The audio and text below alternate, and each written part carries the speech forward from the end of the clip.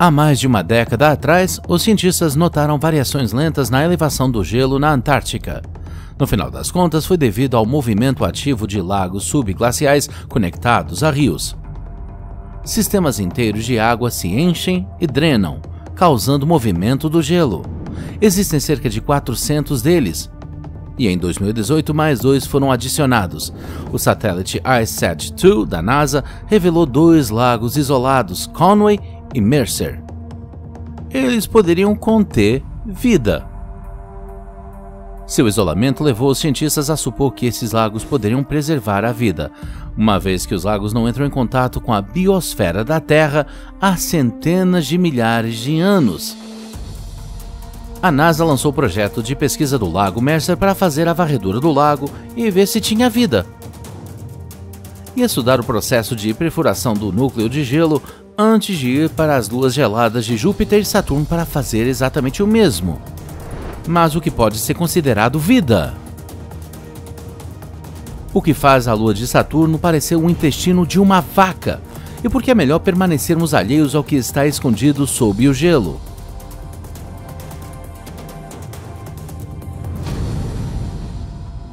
Em primeiro lugar, vamos descobrir o que está escondido nos lagos antárticos. Por muito tempo, a Antártica foi considerada sem vida e as pessoas tinham muito pouco interesse nela. Além disso, é difícil e complicada de alcançar. A temperatura média no verão é de até 45 graus Celsius negativos e a velocidade do vento é de até 300 km por hora. Mas com o advento da tecnologia, tudo mudou. Os satélites ICESat nos permitiram olhar através do gelo e medir sua espessura. Os equipamentos de perfuração possibilitaram cavar buracos para chegar à água. Um robô bem legal, tipo Deep, conhecido como Deep Cine ROV, o acrônimo que significa submersível capaz de filmar e navegar sob o gelo, é resistente à pressão subglacial e colocou a amostra de gelo nas mãos de cientistas. E os cientistas descobriram o que procuravam: vida. A vida que existia muito antes de nós. No Lago Mercer, os pesquisadores encontraram restos congelados de tardígrados, crustáceos, algas e fungos. Isso indica que os lagos isolados foram originalmente formados na superfície. O gelo os cobriu junto com tudo que não conseguiu sair da água. E como a luz do sol parou de atingir a água, o desenvolvimento da vida parou. É por isso que os cientistas russos ficaram impressionados ao descobrir 3 bactérias vivas no lago Vostok. Uma delas foi encontrada anteriormente nas geleiras do Himalaia. A segunda levantou algumas questões por estar relacionada a organismos heterotróficos. Isso significa que esse organismo precisa de plantas ou animais para sobreviver. Esse bacilo precisa de comida orgânica que simplesmente não existe no lago Vostok. Ainda não está claro como suporta sua atividade vital em tais condições.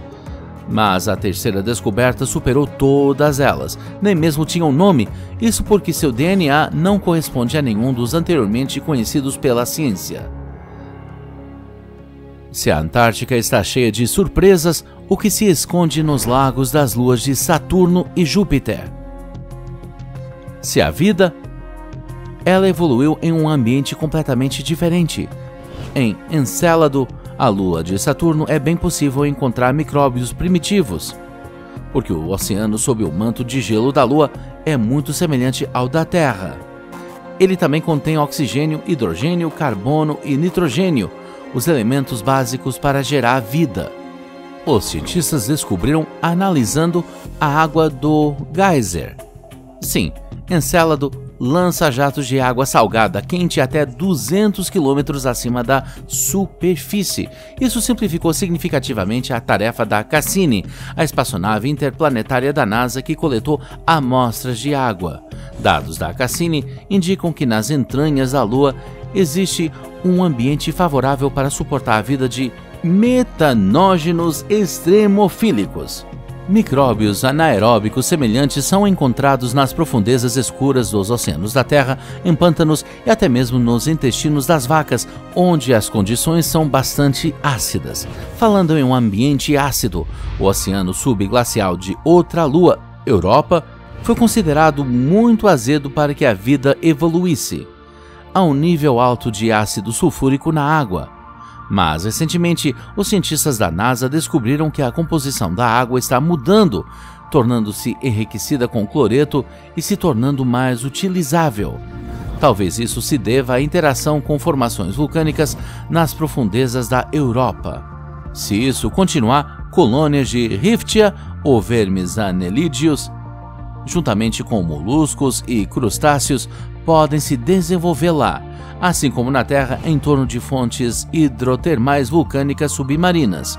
Afinal, o Lago Mono, na Califórnia, também apresenta altos níveis de pH, mas é habitado por organismos unicelulares e multicelulares, incluindo crustáceos e até peixes. As únicas águas que não podem ser iguais às da Terra são as águas de Titã, a lua de Saturno. Sim, é certo que existem alguns bolsões de água líquida. O tamanho de Kraken Mare é comparável ao do Mar Cáspio. Elegea Mare é maior do que qualquer lago de água doce na Terra. Mas a vida lá? É difícil de imaginar, já que esses mares não são feitos de água. São feitos por completo de metano líquido. No entanto, os cientistas ainda esperam encontrar organismos vivos em lagos de metano. Alguns dizem que os organismos mais simples podem iniciar uma cadeia alimentar de ciclo fechado. Eles podem oxidar substâncias inorgânicas e camadas de sedimentos orgânicos. Fornecerá alimento para outros organismos, como herbívoros, que são semelhantes aos peixes. Os sedimentos tornar-se-ão as suas pastagens. As pastagens atrairão predadores como os tubarões da terra. Considerando que Sarah Blaffer Hardy, professora emérita de antropologia da Universidade da Califórnia em Davis, acrescenta: supondo que qualquer uma dessas criaturas evolua para ser tão social, inteligente e comunicativa como cetáceos ou elefantes e tão manipuladora, hábil e inteligente quanto os chimpanzés ou orangotangos, não vejo razão para que eles não possam eventualmente desenvolver capacidades tecnológicas e culturais mais sofisticadas. Mas até agora é apenas uma ideia. Para obter os fatos, temos que ir até as luas e perfurar o núcleo de gelo. Mas porque é uma ideia muito ruim. Porque mesmo na Terra parecia inseguro. A NASA está planejando lançar um robô de túnel através do gelo de Europa. É um co-desenvolvimento com a Universidade de Illinois e o Laboratório Johns Hopkins. O robô terá que percorrer 30 quilômetros de gelo. Enquanto estava no Lago Ellsworth, na Antártica, a perfuração não conseguiu cobrir nem 3 quilômetros. O trabalho dos exploradores britânicos parou sem produzir resultados. Para garantir que isso não aconteça no espaço, a NASA sugere equipar o robô de túnel com um reator nuclear que derreterá o gelo com seu calor. E enquanto as pesquisas de cientistas russos no Lago Vostok, na Antártica, pararam por anos devido à poluição do gelo e ao risco de grave contaminação de toda a área. Enquanto que com a Titan as coisas são ainda mais complicadas, porque precisamos colocar o veículo através de metano líquido. No momento, a NASA está procurando uma maneira de enviar um submarino autônomo para Kraken Mare. O submarino investigará de forma independente toda a gama de fenômenos químicos nos mares e enviará dados para a Terra. Essa ideia foi sugerida pelos cientistas do Compass Lab que colaboram com a NASA. Eles têm ideias ainda mais ousadas, como uma amostra de missão de retorno a Titan. Ainda não há um nome, mas o financiamento já foi fornecido.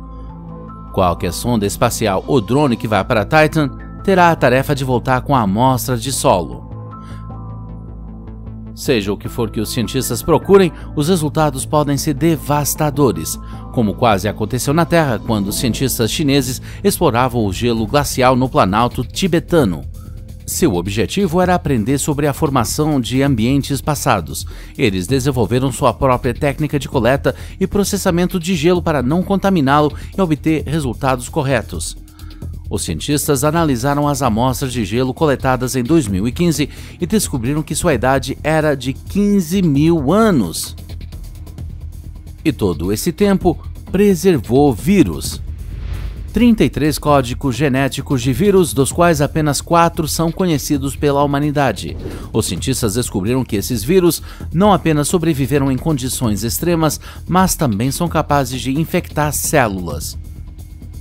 Isso depois de 15 mil anos. Claro, os pesquisadores foram muito cautelosos e cuidadosos para evitar a liberação de vírus do laboratório. Mas você acha que uma mera diligência seria útil quando se trata do fragmento de matéria extraterrestre que a NASA está prestes a trazer para a Terra?